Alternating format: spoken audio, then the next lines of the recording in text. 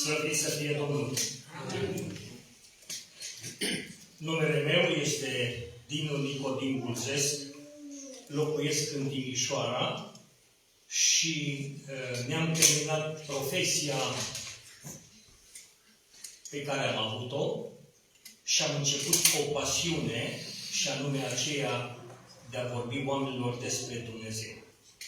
Nu că nu făceam lucrul acesta și înainte, dar pentru că eram în mediul universitar și apoi în mediul politic, lumea nu mă lua în serios. Lumea credea că spun povești, lumea credea că vorbesc din anumite interese și după ce am plecat, de fapt m-am pensionat din lumea academică, după ce am renunțat la lumea politică, am zis, iau această carte care m-a consacrat, Biblia, Cuvântul lui Dumnezeu, și mă duc din loc în loc și spun oamenilor despre măreția lui Dumnezeu. Spun oamenilor despre dragostea lui Dumnezeu și spun oamenilor despre Evanghelia lui Dumnezeu care are putere. Sunt, cred eu, pentru prima dată în biserica dumneavoastră. În tinerețe am mai fost pe aici și mereu trec pe drumul acesta atunci când mă duc pe Valea Frișului Alb. Sunt născut la Fața de Jos, educat la Brad, în orașul Brad, și civilizat la Timișoara. Așa că circul pe drumurile astea, care, știu eu, trec și prin localitatea dumneavoastră. Am chiar cunoștințe aici în zonă, în fiecare sătuc din ăsta de pe Valea Vinului, nu? Așa zice. Drumul Vinului. Nu? Așa zice? Deci în fiecare sat, de la Miniș, Păuliș, nu, de la Păuliș, Miniș, Gheoro, Cuvin, Copăsânț și așa mai departe, în fiecare localitate am cunoștințe, am prieteni și mă pot opri la oricare sat ca să dau o mână cu oamenii, pentru că până acum nu m-a huituit nimeni. Așadar, făcând această introducere, dimineață am fost la Păuliș și am ținut o predică despre om și pom. Și am prezentat cei doi pomi din grădina Edenului și cei doi oameni care au inițiat omenirea și am vorbit despre raportul dintre om și pom. Și am ajuns la omul Iisus Hristos, care nu s-a ascuns după pom, care nu s-a culcat sub pom, care nu s-a urcat în pom ca și ceilalți pe care i-am prezentat, ci Iisus Hristos a stat pe lemn, a obturat pomul și a spus omului, nu te mai uita la pom, ci uită-te la Cel ce este Domn în vecii vecilor, anume la Iisus Hristos. Acolo am anunțat, așa cu un curaj din ăsta, cum să spun eu, care numai mie mi este caracteristic, că după masă la Cuvin voi vorbi din Psalmul 2 și acolo voi prezenta cele 4 voci pe care le întâlnim atunci când vrem să vorbim lucruri serioase. Și în Psalmul 2, dacă îl veți derula pe ecran sau îl veți studia acasă, veți găsi acolo vocea omului care face constatări, veți găsi vocea lui Dumnezeu care face comunicări, veți găsi vocea Fiului lui Dumnezeu care aduce clarificări și în final veți găsi vocea Duhului Sfânt care face autentificări sau aduce sau face notificări. Și spune așa, dați cinste Fiului, pentru că ceea ce vorbește Dumnezeu și ceea ce vorbește Fiul Său sunt cuvinte demne de luat în considerare. Mi-am schimbat intenția de a ține această predică atunci când am văzut că voi aveți un text pe care l-ați citit, a ieșit fratele respectiv și a citit textul din Apocalipsa. Și m-am gândit că de multe ori pe unde umblu dau teste de genul acesta, mai ales în bisericile penticostale, unde frații vor să mă încurce și zic, frate, nu vorbești ce vrei tu, nu vorbești ce ai pregătit de acasă, ci vorbești ceea ce ne-a spus Duhul Sfânt. Să vorbești și îmi deschid ei Biblia la o anumită pagină din Scriptură și zice, de aici ne vorbești. Și am fost nevoit să vorbesc și așa și de multe ori frații penticostali, când au văzut că nu mă pot prinde în offside, au renunțat pentru că tocmai textele alea îi acuza pe ei. Și atunci am lăsat eu pe Duhul Sfânt să-mi vorbească și astăzi Duhul Sfânt ne-a șoptit la ureche. Apocalipsa, capitolul 4, este un text extraordinar pentru creștinismul modern. Pentru că, vedeți dumneavoastră, atunci când intrăm în cărți din astea puțin mai greoaie, ca de pildă Apocalipsa, unde așa am fost învățați că sunt metafore, sunt figuri de stil, sunt tot felul de ziceri și tot felul de viziuni pe care trebuie să le explicăm, să le traducem, m-am apucat să studiez Apocalipsa și am constatat că Apocalipsa nu este o carte mistică, ci Apocalipsa este revelația lui Dumnezeu pentru omenire. Cartea descoperită. Nu este o carte sigilată, nu este o carte pecetluită, ci Apocalipsa este cartea descoperită sau descoperirea lui Hristos pentru omenire. Așadar, în capitolul 4, așa cum ați auzit citindu-se, Apostolul Ioan, care a fost răpit, a auzit o voce spunând, suie-te aici și vezi. Și spune el că am văzut un scaun mare de domnie, un scaun mare și alb, și pe scaunul acela de domnie ședea cineva scris cu litere mari. Și ne dăm seama că acel cineva nu putea fi altul decât Dumnezeu, mărit să fie numele Lui. Și ne-am pus întrebarea, cum poate muritorul de rând, cum poate creștinul obișnuit să-L vadă pe Dumnezeu? Ioan a avut acest har din partea lui Dumnezeu să se ducă în cer și să vadă cerul, să vadă desfășurătorul cerului și a scris cartea Apocalipsa în care ne explică nouă, așa, pe rând, ne explică pas cu pas lucrurile care au fost, lucrurile care sunt și lucrurile care vor fi. Așadar, omul, cum este curios, vrea să știe cine stabilește lucrurile care vor fi. Și cel ce stă pe tron și cel ce dirigează omenirea este Dumnezeu.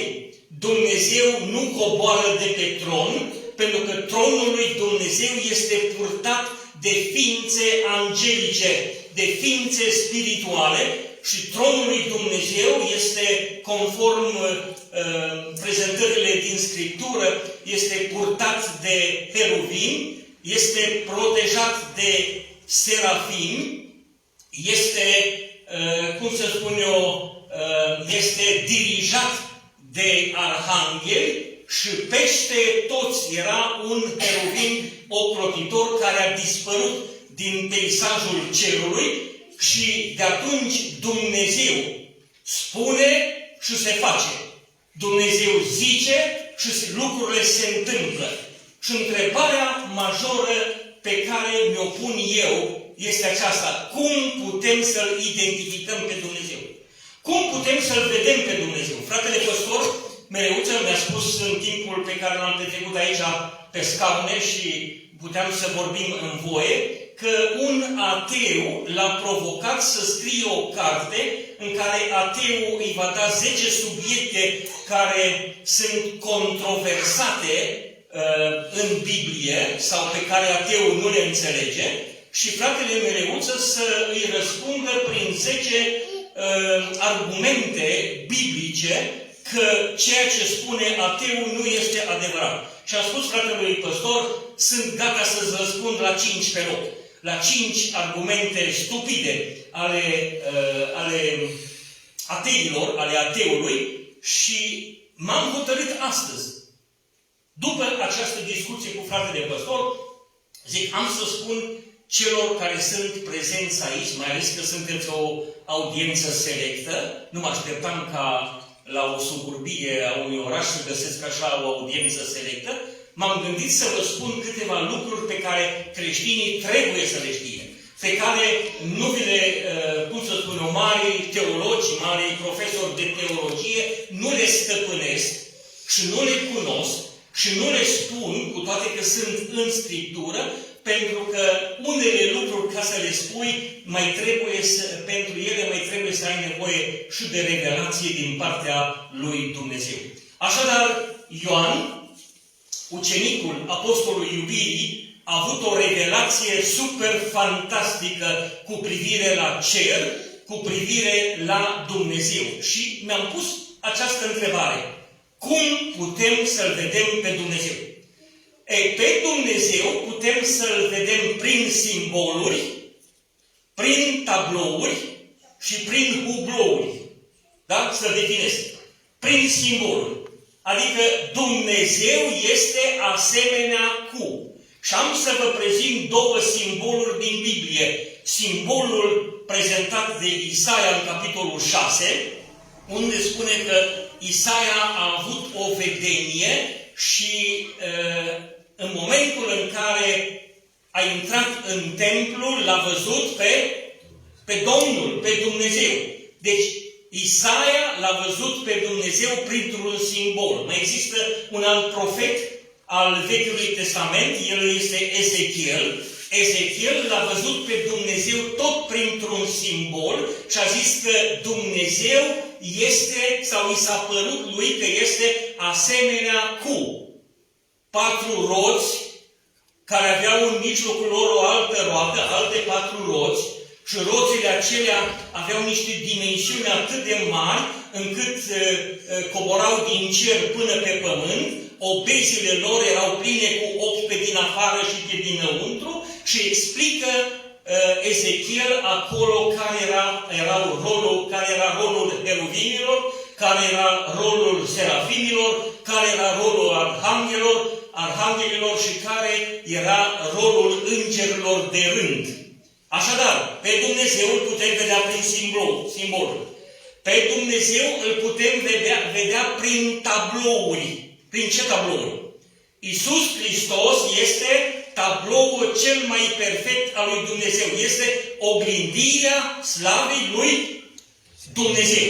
Și dacă îl vedem pe Iisus Hristos și studiem Evangheliile și vedem pe Domnul Iisus Hristos, El a spus așa, cine m-a văzut pe mine, l-a văzut pe Tatăl, pentru că eu și cu Tatăl una suntem. Așadar, pe Dumnezeu îl putem vedea prin simboluri, pe Dumnezeu îl putem vedea prin tablouri, prin tabloul Fiului Său, și pe Dumnezeu îl putem vedea prin hublouri. Fratele lucrează cu ferestre, da? Ce sunt alea hublouri? Niște ferestre. Niște ceva care obturează niște ferestre. Da? Sunt niște, aproape ca jaluzelele, da?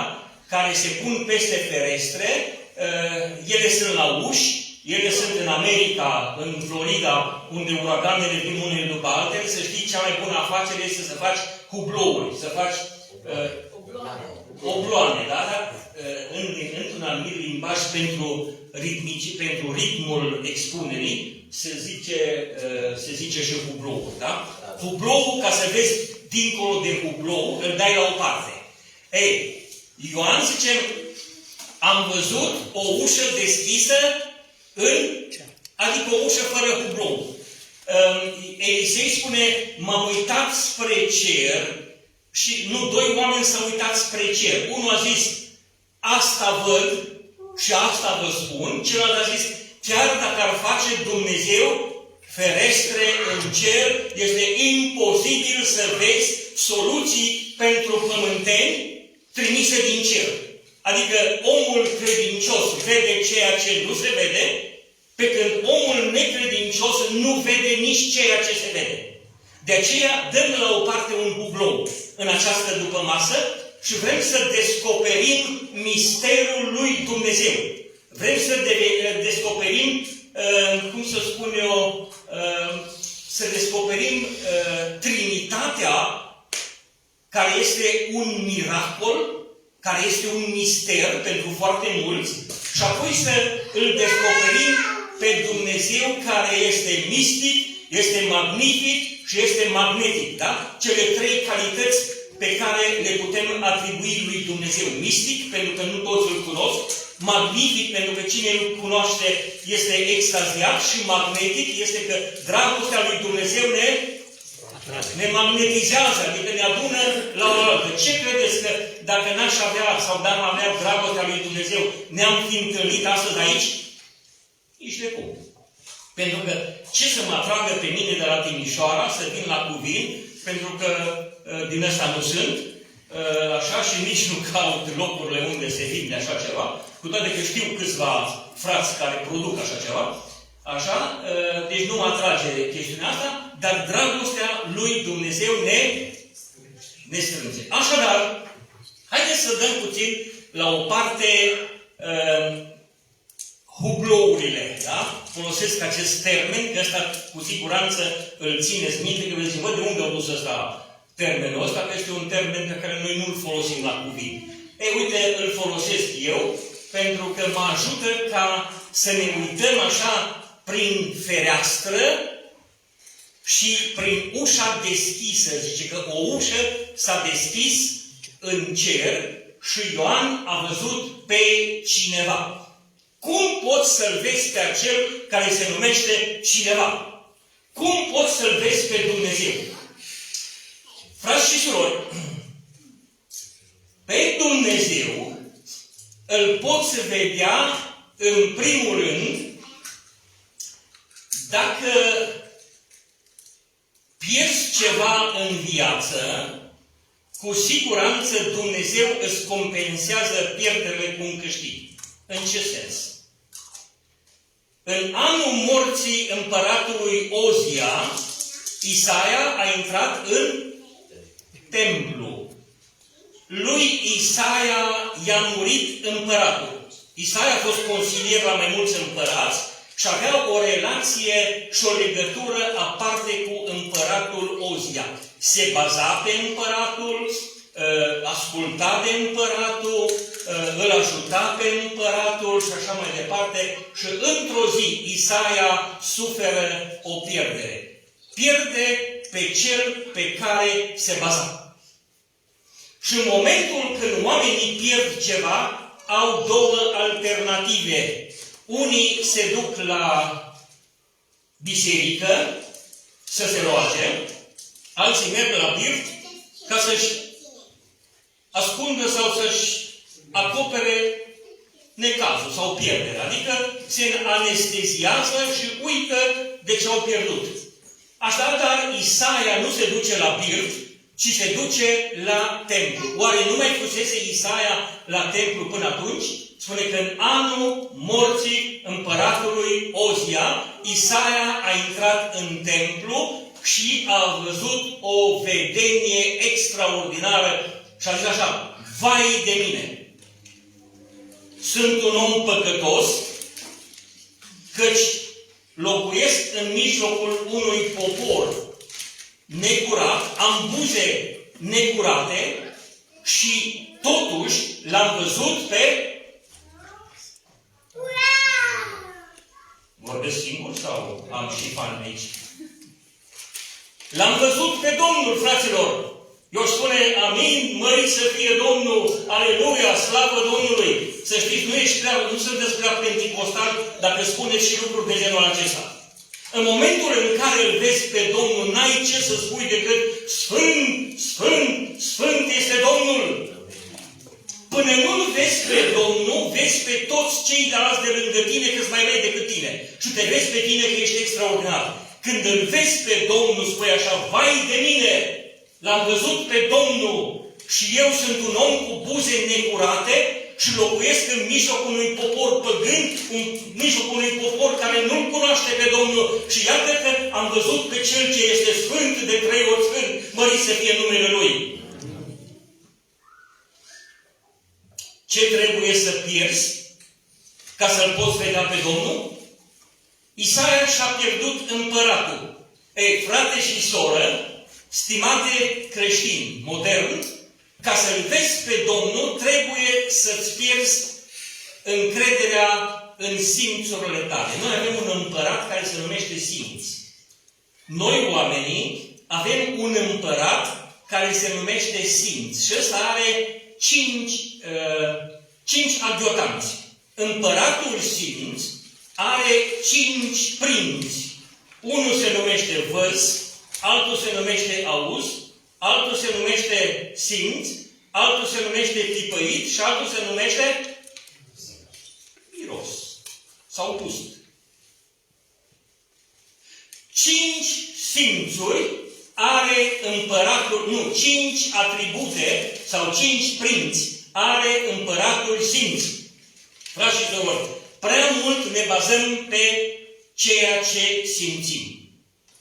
Eminescu spune așa, căci ochiul te minte și urechea te înșală. De câte ori ați intrat în bucătărie și doar așa, ca să verificați dacă soția știe să curețe ceapă și dacă sunteți răcit, nu simțiți mirosul de ceapă. Asta nu înseamnă că nu există mirosul înțepător. Dar pentru că ești răcit, pentru că simțul ți este afectat, nu simți tot ceea ce este lângă tine. Călărețul pe brațul căruia își rezema împăratul capul, sau călărețul pe care își rezema capul pe pieptul împăratului, el s-a uitat spre cer și a zis, nu simt că ar fi ceva în cer. Să știți, foarte mulți oameni încurcă simțirea cu sfințirea. Simțirea este una, sfințirea este alta. Foarte mulți încurcă surogatele cu sacrilegiu sau surogatele cu, cu lucrurile, cu sfințenia lui Dumnezeu. Foarte mulți încurcă încercarea cu încrederea. Foarte mulți fac tot felul de încurcături pentru că simțurile ne încurcă. Simțul nu spune totul despre Dumnezeu. Isaia, când și-a pierdut încrederea în împăratul simț, adică simțea că împăratul Ozia îl protejează, în momentul acela Isaia l-a putut vedea pe Dumnezeu, pentru că Dumnezeu este dincolo de simțurile noastre. Pe Dumnezeu îl poți vedea prin credință. Este un patriarh pe paginile Sfintei Scripturi, numele lui este Isaac. Isaac era specialist în simțuri. El a simțit că fiii lui sunt diferiți, a simțit că unui vânător, unui copil de casă, a simțit că unul face o ciorbă mai bună decât celălalt și celălalt este fiul mamei și îi face mama ciorbă și așa mai departe.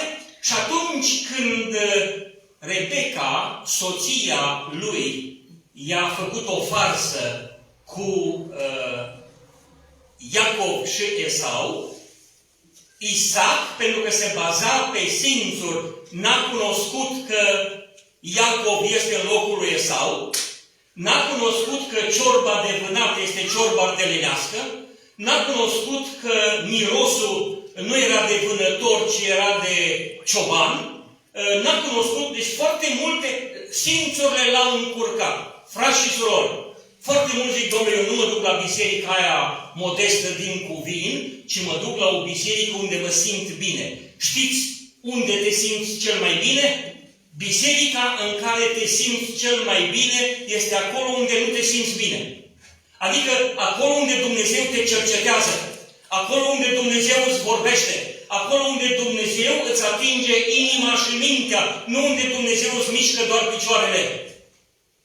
Biserica nu se bazează pe simțuri și oamenii care vor să-L vadă pe Dumnezeu nu se bazează pe simțuri, ci se bazează pe credință. Celălalt om al lui Dumnezeu care a folosit simbol pentru a-L vedea pe Dumnezeu Dumnezeu a fost Ezechiel.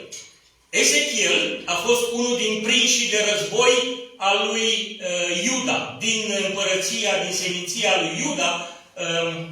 Ezechiel a fost prins de război, el era preot în Ierusalim, a fost luat dintre prinșii de război, dus în Babilon. În Babilon a ajuns proroc și apoi, după ce a stat în robie, Ezechiel și-a pierdut și situația familială, și-a pierdut soția printr-un atac năprasnic la miez de noapte, s-a venit solul morții și a doua zi Ezechiel a fost pus de Domnul ca să vorbească, să țină un discurs pentru poporul lui Israel, pentru a-l încuraja ca să vină înapoi din robie. Ezechiel, în momentul în care pierde locația, adică pierde Ierusalimul și este dus în Babilon, în momentul în care își pierde vocația, adică nu mai este preot, ci ajunge proroc, în momentul în care își pierde situația familială, adică nu mai are familie și își pierde nevasta, în momentul în care, repet, își pierde locația, își pierde vocația și își pierde situația familială, în momentul acela Ezechiel se uită spre cer și îl vede pe Dumnezeu.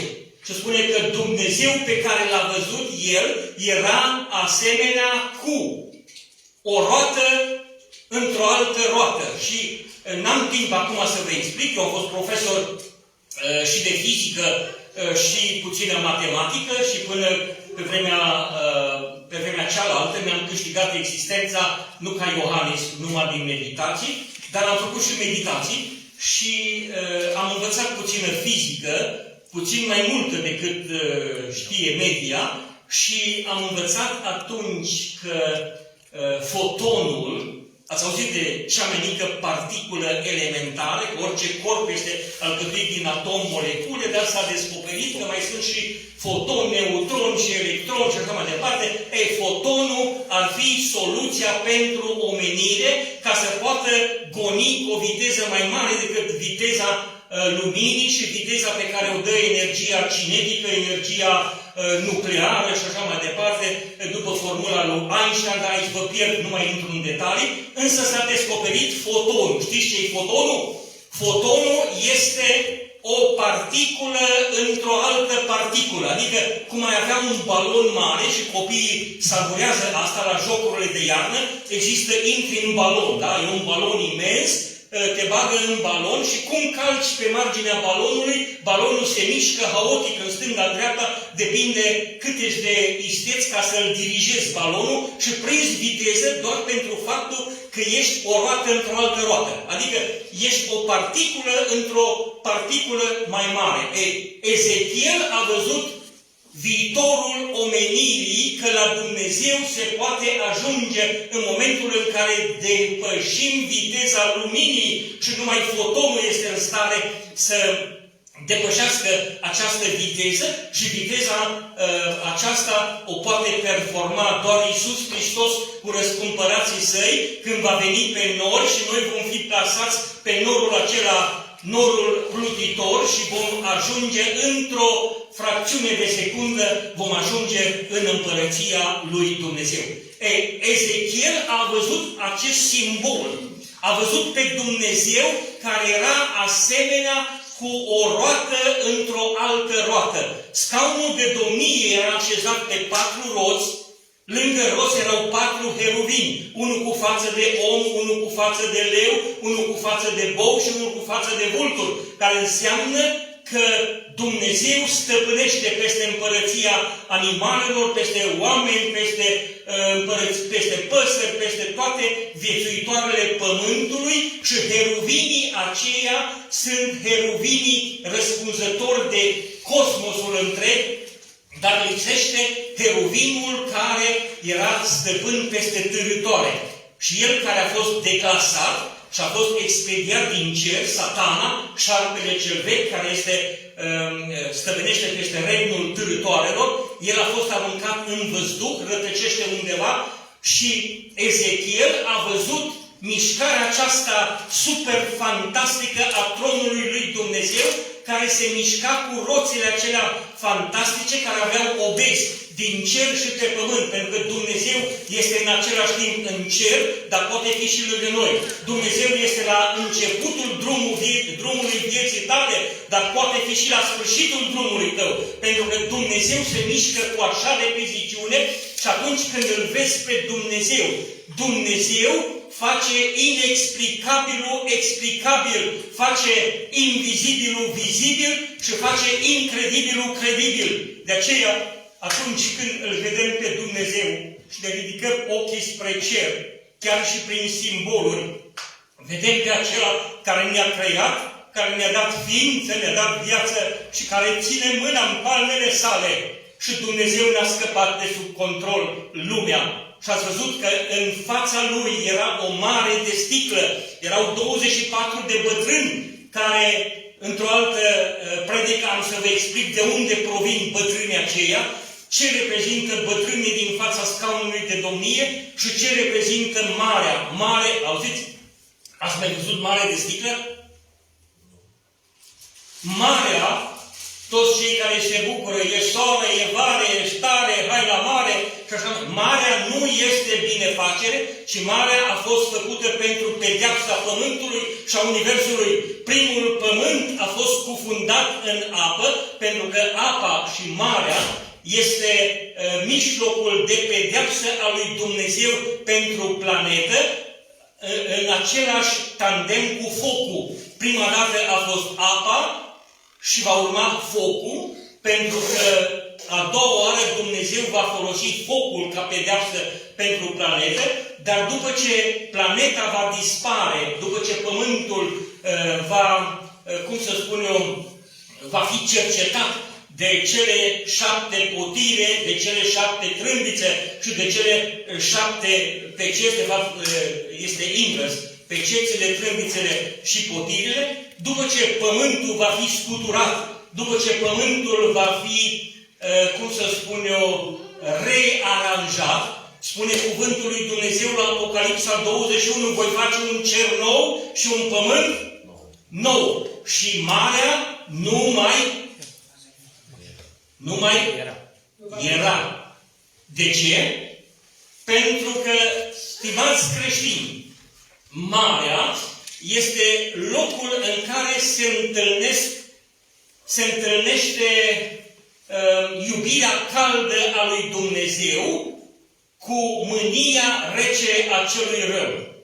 Pe mare apar furtuni, apar cicloane, apar dezastre, pentru că atunci când se întâlnesc curenții calzi cu curenții reci pe mare se formează tornade și așa mai departe, tot felul de catastrofe din acestea și la sfârșitul istoriei Biblia spune că marea va fi de sticlă, va fi o mare liniștită, nu va mai fi marea aceasta pentru că nu va mai fi Satana și nu va mai fi lupta dintre bine și rău, nu va mai fi lupta dintre Dumnezeu și diavolul și marea va dispare pentru că focul și marea sunt două elemente de pedeapsă pentru pământ. La început Dumnezeu a făcut cerurile și pământul și spune cuvântul așa: peste fața adâncului de ape se mișca Duhul lui Dumnezeu.